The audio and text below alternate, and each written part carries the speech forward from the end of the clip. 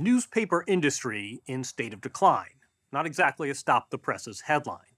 For 2 decades now, owing largely to the loss of advertising revenue to Facebook and Google, fewer and fewer Americans get their news, comics, and sports from all those gazettes and tribunes and journals. But that doesn't tell the whole story. As we first reported in February, there is an additional threat: hedge funds and other financial firms that own nearly a third of the daily newspapers in America. And these new owners are often committed not to headlines and deadlines, but to bottom lines. One fund in particular has been called by some in the industry a vulture, bleeding newspapers dry. It all prompts the question, as local newsrooms and local news coverage shrivel up, to what extent does democracy shrink with it? The story will continue in a moment.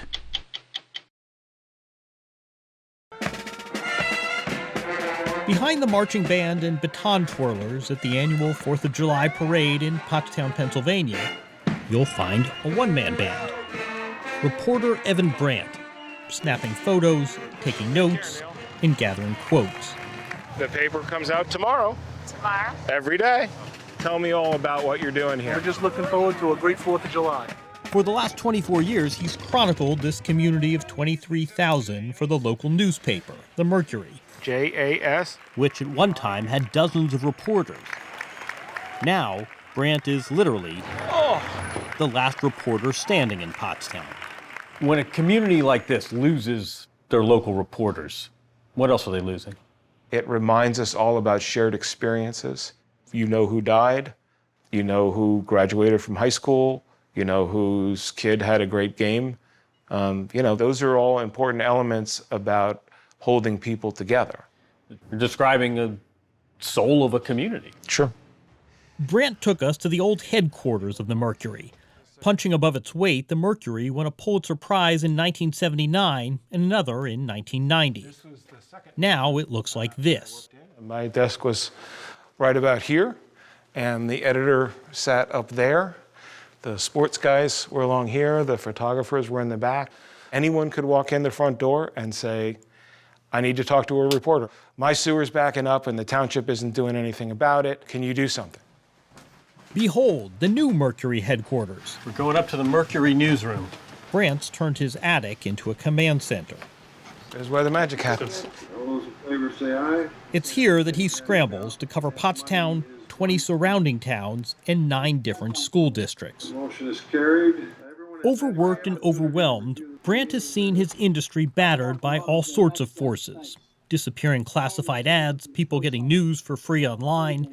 But he says the worst culprit is the hedge fund Alden Global Capital, which bought the Mercury in 2011 and has since sold the paper's building and slashed newsroom staff by about 70%. Severe even by the standards of the newspaper sector that has seen an astounding 57% job loss since 2008. In 2017, after another round of layoffs, Brandt says he felt angry and wanted answers and accountability.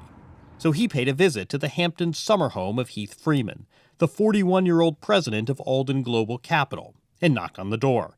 What did you want to say to him? What I settled on is, what value do you place on local news? And I'm not talking about money. What value do you place on it? Brandt recalls that a woman let him in. Behind her, he caught a glimpse of Freeman, who walked away. You never got to ask him that question. I did not. This secretive hedge fund, their website shows this single photo, started building its print empire over the last decade, and now owns more than 200 newspapers, making it the country's second largest newspaper owner, behind Gannett. Alden's rapid takeover and cuts have alarmed U.S. lawmakers. In 2019, 21 senators wrote to Heath Freeman, asking him to abandon his newspaper-killing business model. Freeman, though, has doubled down. Last year, Alden made a play for Tribune Publishing, home to historic papers like the Baltimore Sun and the Chicago Tribune. This is an attack on our democracy. Gary Marks and David Jackson spent 30 years as investigative reporters at the Chicago Tribune, a paper that has won 27 Pulitzer Prizes. Local and regional newspapers are so important to our communities, to holding our leaders accountable. They're not just going after some business that is trying to make money. They admit the Tribune had been crippled for years by bad management. But after seeing Alden buy the Denver Post and then gut staff by 70%, the journalists were worried the hedge fund would do irreversible damage. So what'd you do? We fought back. That's what we did. Dave and I just decided that we are going to throw everything we possibly can, use all our investigative and repertorial skills to save this organization that is so important, we felt, to the future of the city we love, Chicago. So this investigative team, accustomed to exposing corruption and injustice, acting as watchdogs on local government, they turn their attention to their potential new owners. You've said when Alden Capital arrived, it was an existential threat. Why is this firm particularly nefarious? Well, Alden has sort of a playbook of going into a distressed newsroom and selling off the real estate and property, equipment, things like that. And second of all, diminishing the resources that the reporters have. Leaked company financials show in 2017 Alden built in profit margins as high as 30% at certain papers, more than double industry standard.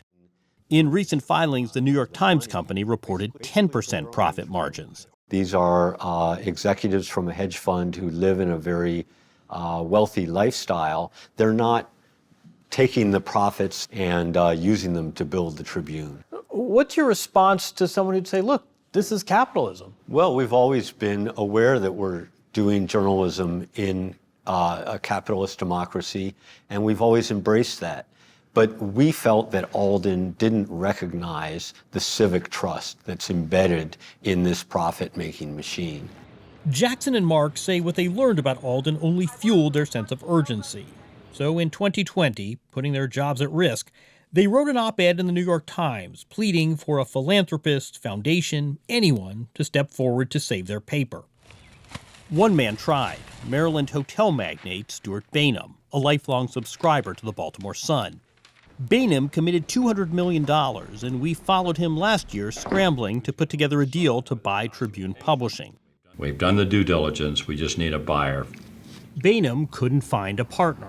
Last year, Alden bought Tribune Publishing for more than $600 million, and 2 days later started offering buyouts to Tribune employees. More than 40 have since left the Chicago Tribune, including 1/4 of the newsroom.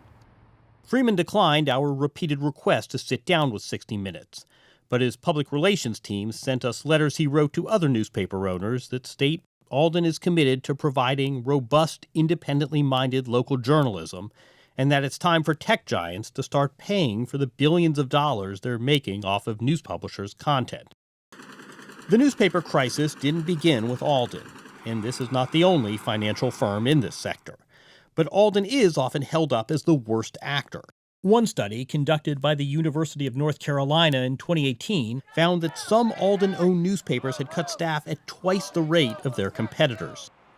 Stephen Waldman is a former journalist. In 2011, he studied the decline of the local news industry for the Federal Communications Commission. He says that in the absence of local reporting, there's evidence of increased corruption by local officials. One example he points to, Bell, California. When the local newspaper there shut down, scandal ensued. Thank you very much. The elected officials just kept voting themselves pay raises to the point where the city manager was making $800,000 just because there was no one there. I'm guessing there's nothing specifically corrupt about Bell, California that wouldn't replicate in any of 1,000 other towns. Pretty much through all of human history and throughout the world, when you have power that isn't watched, it tends to get abused. Waldman says it's not just that local news has been hollowed out, it's what has replaced it. The vacuum was filled by national cable news and social media and very opinionated, polarizing material. Waldman believes in flooding communities with local reporters. In 2017, he co-founded Report for America, a program that sends print, radio, and television journalists to newsrooms in underserved communities across the country. We brought together 5 reporters. I'm Chrisanna Mink. I'm a pediatrician and also a health reporter. I'm Camelot Todd. I report on mental health for Buffalo. I'm Amelia Farrell Nicely. I'm an investigative reporter that covers poverty in West Virginia. Chris Jones, a Marine Corps veteran, covers domestic extremism in Appalachia. Grayson Doctor covers race and equity in Charlotte. These studies that show that people trust local media more than national media, it doesn't sound like that surprised you, those results. No. And these are our neighbors, you know? I mean, we're not writing about someone I'm never going to talk to again. They're people before they're interview subjects. This is Jones on January 6th. He had cultivated such a level of trust from his sources that he was one of the few reporters covering the insurrectionists as they stormed the U.S. Capitol.